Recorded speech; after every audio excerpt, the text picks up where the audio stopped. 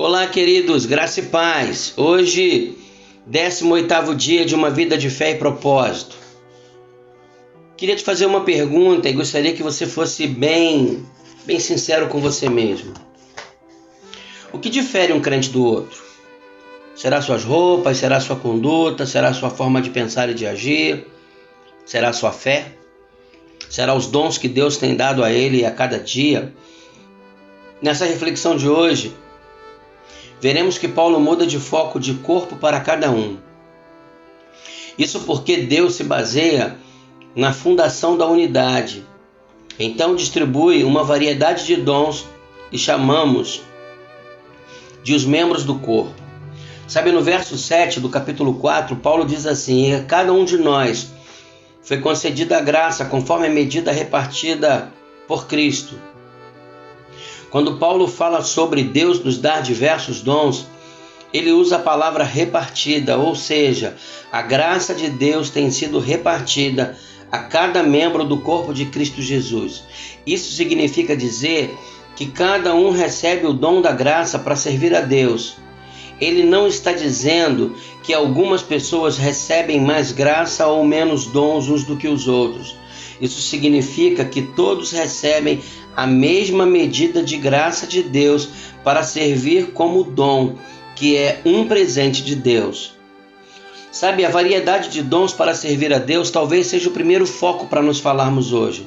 Sabe, os dons espirituais são dados por Deus para unir e estabelecer a igreja de Jesus. Eles existem para que Cristo seja glorificado e os crentes sejam edificados. Tudo isso, ou por isso, dizemos que os dons são diferentes uns dos outros. Sabe, eles são dons espirituais e o dom são habilidades espirituais dadas aos crentes em Jesus para servir a Deus e aos nossos irmãos. Sabendo que o dom é um presente de Deus dado a cada crente para a edificação da igreja, e surgem as seguintes perguntas: como descobrir o meu dom? Como desenvolvê-lo? Sabe, podemos responder a cada pergunta de duas maneiras.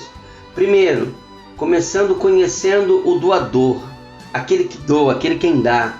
Sabe, quando conhecemos o doador intimamente, mais facilmente saberemos o que ele quer de nós. Assim, conhecemos o dom que ele está nos dando. Sabe, no verso 7, na parte B, ele diz assim: conforme a medida repartida de Cristo. Sabe, conforme ele nos deu, conforme ele nos repartiu, parte A. Portanto, para saber qual o dom que ele concedeu a você, primeiro é preciso conhecê-lo bem. Você conhece bem aquele que tem te doado os dons? Segundo, pela comunhão no corpo de Cristo. Os dons existem para uma finalidade específica dada por Cristo. São usados para a edificação do corpo. Portanto, na comunhão, o conhecimento mútuo entre os crentes em Jesus.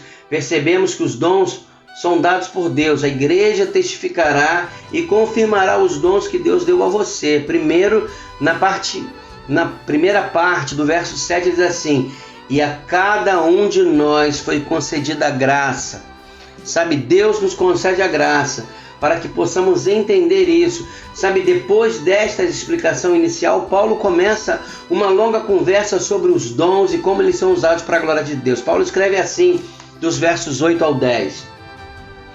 Por isso é que foi dito: quando ele subiu entre as alturas, levou cativos muitos prisioneiros e deu dons aos homens. Isso significa, ele subiu, senão que também havia descido às profundezas da terra.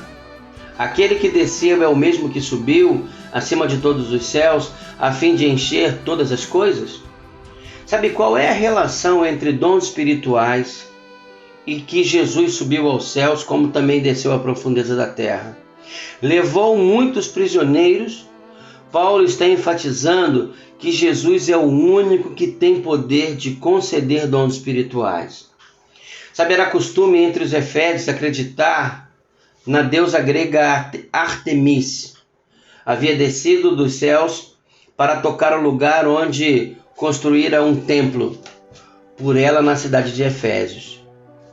Sabe, talvez para isso Paulo esteja declarando aos crentes daquela cidade que Jesus não somente desceu do céu, mas foi a profundezas da terra e subindo também acima dos céus. Que grande poder, não é verdade?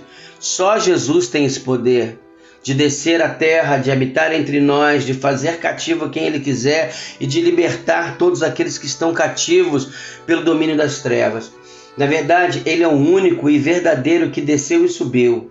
Ele é o verdadeiro de Deus. Sabe, alguns dizem nesta passagem que faz referência de Cristo indo ao inferno após a sua morte na cruz. Isso é bem possível.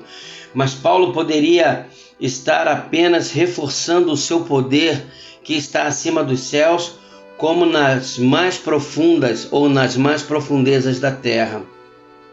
Sabe, versos 11 e 12, Paulo está falando de mais uma atitude que podemos ter para cooperar com o crescimento da igreja. Primeiro, respeitar as lideranças instituídas por Deus. Paulo fala que devemos respeitar os líderes que Deus nos deu, pois eles nos ajudarão a desenvolver e a usar os dons para o reino de Deus. Está escrito nos versos 11 e 12. Ele designou alguns para apóstolos, outros para profetas, outros para evangelistas e outros para pastores e mestres, com o fim de preparar os santos para a obra do ministério, para o corpo de Cristo, para que ela seja edificado. Jesus designou os líderes da igreja para preparar os santos, que são os crentes, para servir a obra de Deus aqui na terra. Eles não são perfeitos, mas recebem de Deus talentos e habilidades para ajudar a descobrir o que usar e como usar os seus dons. Guarde isso. Os dons nos habilitam para o serviço e as pessoas nos preparam para o serviço. Nos versos que lemos, Paulo enumera alguns tipos de líderes que Jesus usa para preparar ou para nos preparar para o serviço. São os apóstolos, profetas, evangelistas, pastores e mestres. Os apóstolos são pessoas que levam a mensagem de Jesus para lugar pela primeira vez. Os profetas são os comunicadores da verdade da palavra de Deus. Os evangelistas são aqueles que compartilham as boas novas de Jesus e trazem as pessoas à comunhão à igreja. E finalmente, pastores e mestres são os que cuidam do rebanho de Deus e ensinam a sua palavra.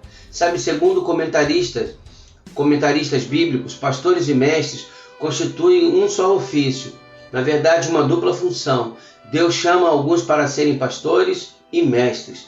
Todos os pastores devem ser um mestre, mas nem todo mestre é um pastor. Observe que qualquer que seja o papel do líder, o objetivo é o mesmo: preparar os santos para a boa obra e para o ministério do corpo de Cristo, para que seja edificado. Efésios 4:12. Isso é, preparar e equipar o povo de Deus para servir a obra de Deus. Os líderes trabalham pela unidade, quando preparam os membros da igreja para servir uns aos outros. Se um líder prepara um membro para servi-lo, trata sobre a igreja. O peso da divisão trará sobre a igreja a desgraça da separação e do desentendimento. Os líderes devem lutar para seguir o plano de Deus, pois somente assim os membros usarão de forma certa e adequada os dons derramados por Deus, e a unidade será preservada no corpo de Cristo, porque tudo o que fazemos no corpo de Cristo visa a glória do Mestre Jesus. Sabe, queridos, nós queremos nesta manhã compartilhar com você o que difere um crente do outro. Sabe, talvez o que difere eu de você é a forma como nós nos comportamos com aquilo que Cristo tem nos dado. Às vezes, nos tornamos servos humildes para receber a exortação que vem do céu através da palavra. Mas quando a exortação vem de um líder para um servo, sabe, a forma mais difícil que nós temos de reconhecer que ela possa estar vindo de Deus, porque são pessoas falando com pessoas. Mas quando lemos na palavra, entendemos que o Senhor, na verdade, está falando conosco e que nós precisamos ser corrigidos. Então, entenda, Deus instituiu líderes, e eles são pessoas que são capacitadas pelo Espírito Santo de Deus para dirigir ou para, na verdade, nos direcionar como corpo de Cristo aqui na terra. Que você possa entender que o que difere um crente do outro é a forma como ele recebe. Então, receba de Deus nesta manhã o que Deus tem para você. Amém? Vamos orar. Pai querido, Muito obrigado, Senhor, porque o que nos difere um dos outros é quando nós te conhecemos e temos a plenitude do Teu Espírito Santo sobre as nossas vidas. Abençoa-nos, Senhor, nesta manhã e permita, Senhor Deus, estabelecer um critério. Queremos te conhecer mais, queremos ser cheios da Tua graça. Ó Deus, queremos receber os dons do Senhor para colocarmos em prática no Teu reino aqui na terra. Então, Senhor, em nome de Jesus Cristo, abençoe as nossas vidas, Senhor. Faz de nós servos bons e fiéis ao Senhor, e que tudo que fizermos aqui na terra possa, Senhor Deus, possa ser para a glória do Teu nome. Abençoa, Senhor, a Tua igreja aqui na terra. Abençoa os Teus líderes. Abençoa o Teu povo, Senhor Deus, e que nós venhamos a fazer a Tua vontade, ó Deus, aperfeiçoar em nossas vidas. Obrigado, Deus, por derramar sobre nós a boa medida do dom do Senhor. Obrigado, Pai, oramos em nome de Jesus. Amém.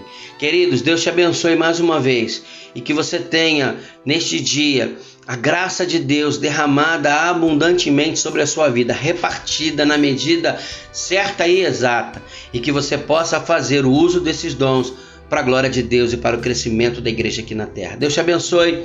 Eu sou o pastor Márcio Alberto, pastor da Igreja Batista Central do Correia, em Campo Grande. Deus te abençoe e até amanhã, se o Senhor assim nos permitir, queridos. Fiquem na paz.